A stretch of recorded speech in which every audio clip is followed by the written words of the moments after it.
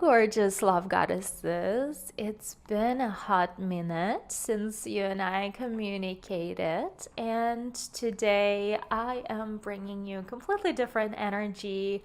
I am tapping more into the femininity and the joy of being a woman. And I think this is how I want to continue doing all of my podcasting. And I really love connecting with you. So, feedback, your questions, anything that you can share with me, anything that you can comment on Instagram, all the messages that you send are super, super important to you. So we're really opening this up to more of a conversation versus where it used to be more of a coaching kind of energy. And while we'll still have the coaching and we'll still produce the amazing content for our Love Goddess app that we are creating, this is more of us girls to get connected and tap into our feminine energy, because if you're like me and you've been working all day, you probably want to grab a glass of wine. And for those who are listening, I'm holding this wonderful glass of wine here. By the way, my favorite wine that I discovered they sell downstairs at the liquor store. By the way, oh girls, there's so much stuff that's happening, and there's so many exciting things that are happening. By the way, I am coming to you from this gorgeous apartment in Town Center, Virginia Beach. This is now my production studio, and I have to pinch myself. I can't believe that this is actually happening, and I just pulled the trigger without even weighting the logical and non-logical, like should we do it, should we not do it. I just followed my gut, and that is how I live my life. I follow my gut, and I go with the flow, and I don't try to justify why I need to do this or can I do this. I just go, do I want this? And I just go for it. And that has led me to where I am now on so many different levels, in so many different ways. And I know if you stick around, you will too start experiencing divine guidance, the numbers that I am experiencing today. Just today, I had 1111, 111, 222, 333, 4444. I mean, like, there are numbers like I am divinely guided simply because I am tapped into the energy of my own femininity. And I really want for you to do the same. I want this life for you. I know you deserve this. I know you are not created to just, hustle and work all the time and then come home and deal with your kids that are screaming and can't go to bed. And I know that deep down in your heart, yes, you've become a mom, yes, you've become a wife, but deep down, you're still that little girl that thrives on epic life, that craves the experiences, that craves the lifestyle, and she really knows that she deserves that. She knows that she's part of something so big, and she deserves that. She's here to make a difference and not just, live to pay bills and die. So, but today I really want to tap into this conversation of how did I get asked very often why I got started in photography in general, because that what started the entire Love Goddess journey in the first place. And so I know I could start way back, because I was here in that energy, in the law of attraction and manifestation and sexuality way before I started doing boudoir sessions. And but today I really want to talk on how I got started in photography and what brought me to Love Goddess eventually, right? And I was just speaking to a wonderful, amazing woman, and we had she was applying for a job with us, and she asked me, how did I get started? And it was like, wow, people ask me that all the time. They want to know. And so I thought, like, okay, I'll tell you the story because I get asked a lot. And that's, I would say, beautiful story if you choose to see it beautiful. And it has a tragic element to it, but I never saw this for the tragedy. I always saw it for the blessing. And coming into being a boudoir photographer has been a journey for me. And back in 2012, I was working dead-end job, and I was bookkeeper for a company. I really hated working there. It's always been like staring at the computer for 8 hours. I couldn't. I picked up toxic patterns of eating, which I still deal with. That was my emotional way of dealing with it. And I lived life from very rotten place, as if I was like waking up in the morning, I was going to work, and I was coming back home, and there was no color, and I was earning like very little. I didn't have money to be able to go on vacation, even go out with friends. Was like, oh, maybe I can skip dinner today. It was just like such a terrible, miserable way of living and struggling for finances. And I was not able, because of that, to give myself the experiences that I craved. And I really knew, like, first of all, I'm meant to serve big. Second, I was meant for big life. And like, I saw all these other people going on vacations and experiencing the life I really craved. And I felt it was so unfair that they are having that. And I'm not living the life that I came here to really live. And so fast forward to that, I just didn't know. I didn't know how to get out of this. I didn't know how to turn things around. I didn't know how to really like get the money. Like, I didn't know how to like turn my life around. I just didn't know. And I wish like 10 years ago or earlier, there was more of those coaches that we have opportunity to work with now that are showing you like, hey, this is the way out. And they did it, and like now they showing it to other women. Back then, this industry was still starting, and it was really, I felt alone. I just read my books, and and then I accidentally got pregnant. I was on birth control. I didn't know how. And it was so scary because I thought I would be that person who's never going to have kids. And I ended up pregnant, and I was on birth control, and I was taking them consistently, and it has never failed for 10 years until one day it did. And so I didn't realize that until I was probably maybe 8 weeks pregnant, like deep 2-3 months into it. I just like never, I traveled both times, finally. And like, I never put the two together. How is it that I didn't have my period? And we were trying to get pregnant. Anyway, long story short, I started seeing, like, I learned to see my pregnancy as an opportunity to see this as a savior for me to not be living this miserable life I was living. So I created this whole story about pregnancy and the child, and then I'm going to be stay-at-home mom, and like, I'm going to finally not work at the job I hated. And at 36 weeks, and I was like, got excited and started preparing for my new life and new baby, and like, I've connected the two. And at 36 weeks, I had terrible cramps, and I was like, I don't like going to doctors. So I'm like, I can survive. Like, that's nothing. I can survive. But it never got better. And like, I had terrible fever during the night, where in the morning, I still said, oh, no big deal. I'll go to doctors. I drove to doctors. They were looking at me like, I can't believe you just drove here. I was having cramps.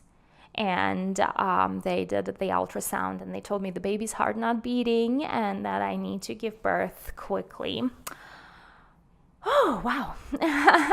And I could not believe what I just heard. And they told me that my baby was not alive. I never even had a concept of babies not being alive inside mom's womb. I was about 26 years old. I've never had a concept that babies can die inside a mother. And that was just such a shocker, just on so many levels. But the rest was kind of in a fog. We went to a hospital. They induced me. I've given birth naturally to a baby who was not alive. We held the baby. Hospital staff came in, took some pictures, printed those pictures on a hospital computer to give to us because we didn't have any. And those pictures, like, you can tell, like, it was printed on like one of those just like printers you have at home. They're just like colored printer, and they gave it to us. And at that time, I didn't put the dots together. I was like, I was still having a baby and processing such a deep trauma. And I was grieving or starting to grieve, and it really started to hit when hospital took the baby away. And like driving away from the hospital was like in one of those movies that you see on TV. It was like slow motion. This is the first time I experienced, like, I had the experience of time not warping, but like it's running really, really, really, really slow, like slow motion. And it was like such a heartbreaking case scenario where I was leaving the hospital behind, where I knew my baby was located. I had to just, I can't put words to this feeling. And the worst part was when we did come home, we did have a baby shower. So like all these cards that people congratulating us on the new baby, like were all magneted, I don't know if that's even a word, all over my fridge. And like we already had the room put together, we had the mural put together, like we had these baby clothes put together, we started like organizing the dresser for the baby. And just coming home to this was like the worst experience in my life, because like there was no more baby coming. And oh wow. And I just couldn't stomach that empty feeling, and the feeling of, oh gosh, the feeling of how unfair life is, that other women have babies. How did I deserve this? How did I deserve this to happen to me? I was expecting to be like such a great mom, and this happened to me. And it was just like my life's been shattered. I don't think I like lived for the next week. I don't even know. Like it was like I was dead. I felt like completely dead for the following week. And then the worst part was like going back to life. I was still had to go to work and pay the bills, and like I was struggling as is, and then my dream was shattered. And then I lost the baby, and then I had to go back to work to survive, to pay the bills, and that was, I think that was the darkest moment of my life, where I had to like really say, like, this cannot happen like this anymore. Like I need to do something. And I was so desperate that I was literally ready to do something. But I didn't know what to do. There was no one for me, like no one there for me to take my hand and walk me out of this situation. And so, moving forward, I am self-healer. I, within 3 months, processed my grief. I was able to read the books and talk about the afterlife, and had talked to psychics and had connected to my baby on a spiritual level. And I was able to process my grief that 3 months down the road, I was ready to go for a second baby already. I also did a ritual of cleansing telegony effect. Telegony effect is if you sleep with other men, their sexual imprint is left on your energetic field. And I did a special ritual that I learned a long time ago to clear and cleanse me from all sexual partners that I've had in the past, to like really prepare myself and my husband to have a baby. So now it's not an accident baby, it's a baby that we call in. And we did the ritual, which required us, and like, I know you're gonna call me crazy, sleeping outside under the stars for 3 nights straight and cleansing with the water and calling in the baby, looking at the stars and calling in the baby, the energy of the child to us. We did. On day 3, my period started, which is unheard of. After the pregnancy, after what I've been through, on day 3, my period started. That means my cycle restored. I was able to have normal cycles again, and that was in July. And in October, I conceived, and so I was pregnant again with my son Alexei now, and I was like keeping it quiet, keeping it secret. I was terrified that something bad's gonna happen again, and moving forward, I was like, I grieved the fact that I had, like, when people die and leave, all you have from them is their photographs. And when they leave you, all you have is a photograph. And we had these photographs that hospital gave us, and that's the only thing that we have left from the child that we left behind. And that's when my photography journey started. Then my photography journey started with a decision: I'm gonna work a second job so I can save my money, buy my first camera so I can photograph my baby in this beautiful newborn way. Back when I was pregnant with Angel, which is my first son, I attended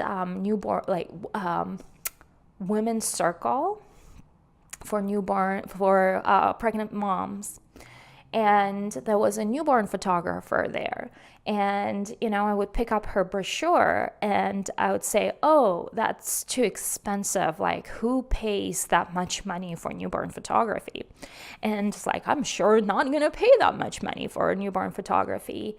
And when I literally, my own joke on me, I would give anything. Like, I would pay as much as the house to have beautiful portraits of the sun that I did not have opportunity to photograph in that way. I would pay anything. I would pay any amount for that artwork, for my son to be with me, because when people leave, that's the only thing that you have left when they go. It's the only thing that you have left when they go. And the joke is on me that I wasn't ready to pay small amount. But when I was pregnant, I didn't value it and how much value it has created for me. And so I worked my ass off doing second job, working 2 shifts, to just save enough to buy my very first camera. And I did, and we gave birth to Alexei, and I started photographing Alexei in this way, and I created these beautiful props, and I would buy little angel wings, and I would buy flowers, and I would buy cute baskets to put him in. And so I started my photography journey as a newborn photographer for my own son. Then I started picking up and had this idea, well, why not? I'm struggling for money anyway, why don't I start photographing families? I didn't look at this seriously enough. I thought just some extra money on the side. And then I started doing weddings, and 3 years into it, I was in terrible debt. I was like, I ran my business on a credit card business where I didn't make any money, that not even talking about like paying off my credit card debt. My credit card debt only was piling up. I was putting my camera equipment on a credit card, like I was putting a lot of things on the credit card. And this is when it hit me, like, if I want to do this, I need to charge appropriately and like really do what I love. And I didn't love weddings, I didn't love families, and what I wanted were artistic women photography, and I didn't see the need for that. So and the closest portion to that was boudoir. So I started with boudoir, and I saw that women really craved that, and I started doing more of that. And eventually I niched specifically into boudoir photography, and that has started my boudoir journey. And then I grew from there. And now, like, look at me now. Like, if my son didn't die, I wouldn't be opening Lovegodesss Studio right now. That's really the gist of it. And like I said, it's a blessing in disguise, because this situation in my life has created me into a strong woman that I am now, into who I am now, into the believer that I am now, into knowing that nothing can take me down ever. I've survived. So with that being said, going into, like, I started seeing women having this transformation from boudoir sessions, and we just took it off from there. And I know there will be another podcast episode where I will share more about that, more about the boudoir journey, more about why boudoir, why I do boudoir, why boudoir changes women's lives. And I can't wait to share that with you very soon. Mwah.